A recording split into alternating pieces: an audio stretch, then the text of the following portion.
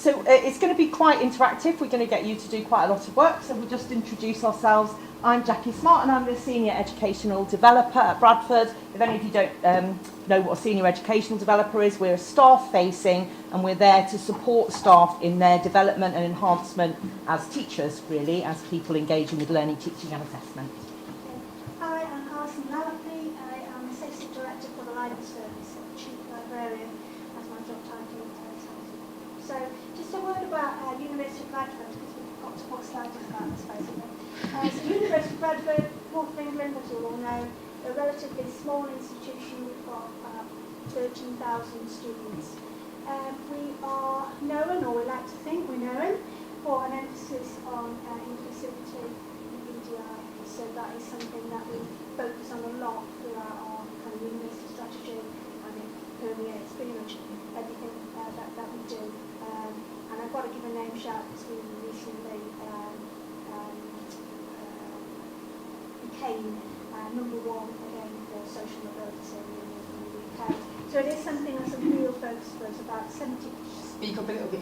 Some people either come very close to the middle because I think some people at the back. Apologies, yeah. I should have moved to the middle. I was standing to one side because Jackie started. And then we've got 70% of our students are from Black, Asian and minority ethnic backgrounds. A lot of them are from the local community in Bradford and surrounding area. We also have a lot of international students as well. Okay, so that's a little bit about Bradford. Okay. So it's really interesting to hear the previous speaker, because you were talking at a sort of much wider level, and what we're talking about is a little sliver, kind of what you were talking about. So I don't really like being behind the desk there. So as part of the new learning, teaching, student experience strategy, there are 3 pillars that link a lot to what you were saying: inclusive curriculum, inclusive community, inclusive culture. And there are a series of working groups doing different things within those 3 pillars. And the one we're talking about today was the curriculum architecture group. So I was part of a working group developing a new curriculum architecture. And the group included academics, it included people like myself and Alison from professional services. It didn't include students, actually, did it? I remember there were no students involved. But anyway, developing a curriculum architecture. And the curriculum architecture that we came up with had these 4 dimensions. So programme-centric learning, liberated learning, research-engaged learning, future-focused learning. So they're the 4 dimensions of the Bradford curriculum. And I don't really want to go on and on about them, because the thing we want to talk about is our decolonising card, really. We want to get onto that. But that's definitions there which we can share with you when we share the slides, and under each of those dimensions we work through a set of principles. So there are 4 principles under each of the dimensions of the Bradford curriculum, and again there they are. And the one that's most relevant to us today was around liberated learning, and the principles there were that the curriculum should be accessible, empowering, representative and stimulating.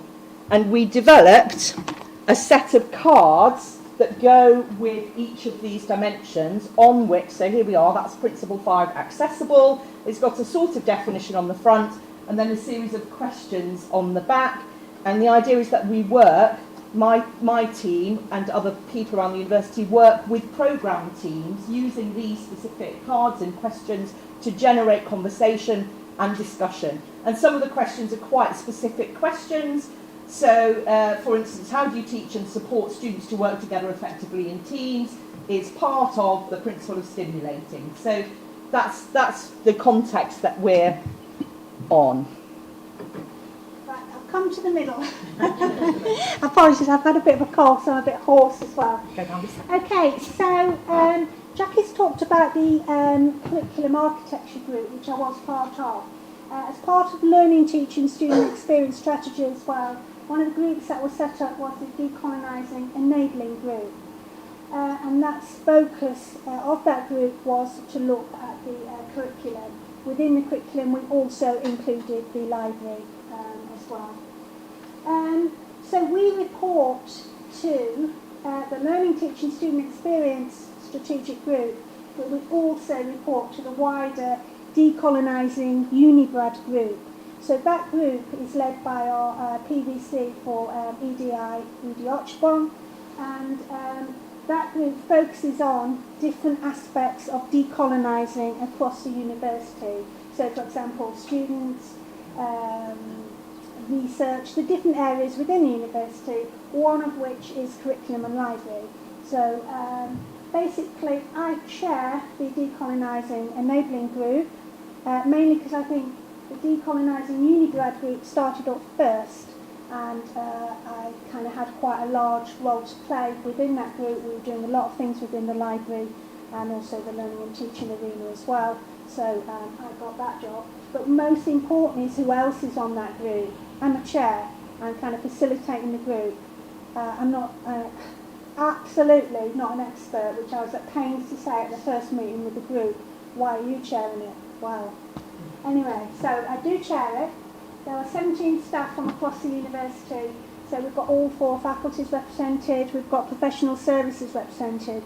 The most important thing to me when I set the group up and we're looking at membership was actually for that group we've got people who bought into decolonising the curriculum and were interested and were kind of movers and shakers.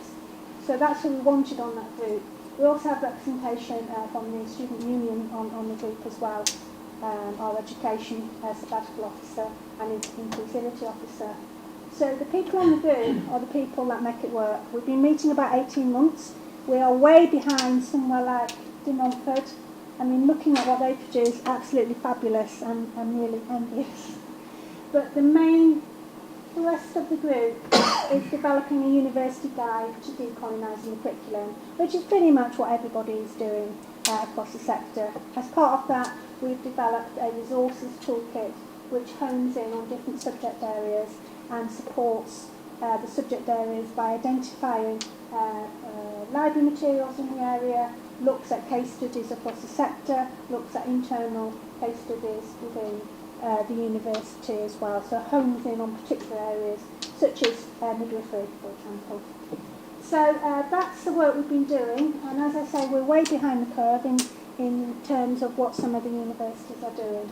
So we have to kind of almost apologise for being a bit behind on what a lot of you are doing. So I already spoke a little bit about the Liberated Learning card.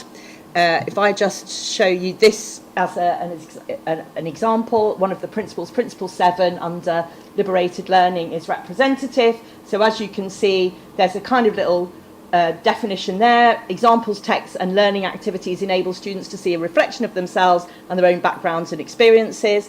There's some bullet points that kind of suggest expansions of that definition, and then there are these questions on the back.